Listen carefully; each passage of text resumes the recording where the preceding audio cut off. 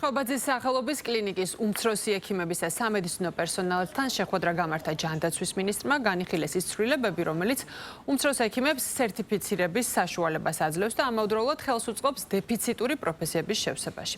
ითქვა, რომ მკაცრადაა განსაზღვრული კონტროლის მექანიზმებით სასერტიფიკატო გამოცდაზე გასვლისთვის უმცროს ექიმს წარმატებით უნდა ჰქონდეს ჩაბარებული საკვალიფიკაციო გამოცდა.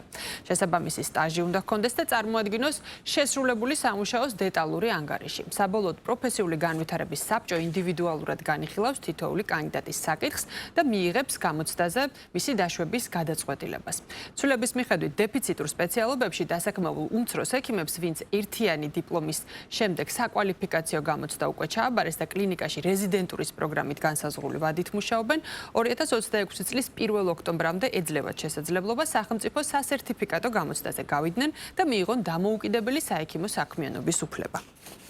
ძალიან საინტერესო გამოვიდა განხილვა, სერიოზული ასპექტები იქნა გამოკვეთილი პროფესიის სამომავლო რეგულირებასთან დაკავშირებით და რაც ყველაზე მეტად მნიშვნელოვანია, მიჩნეული იქნა, რომ ერთმნიშვნელოვნად პოზიტიურია ის ცვლილებები, რომელიც ბოლო პერიოდში ხორციელდება და რა თქმა უნდა პოზიტიურია განწყობა სამომავლო ხედვებთან და სამომავლო გეგმებთან დაკავშირებით. აზრი იყო დადებითი, რათა იმ ადამიანებს, რომელიც მრავალი წელია მუშაობენ უმცროს ექიმებად, მიეცათ უფლება რათა გავიდნენ და მოიპოვონ საექიმო სერტიფიკატი. მინდა ვთქვა, რომ ეს ერთჯერადი აქტია, რომელიც 2026 წლის 1 ოქტომბრამდე ეძალაში და მინდა ყველა ამ უმცროს ექიმს უსურვო წარმატება. ყავს დაახლოებით 10 უმცროსი ექიმი, რომლებიც მინიმუმ დავუშვათ 5 წელია და მაქსიმუმ 11 წელიც, რომ შესაბამისად მუშაობენ რეანიმაციურ განყოფილებებში უმცროს ექიმებად.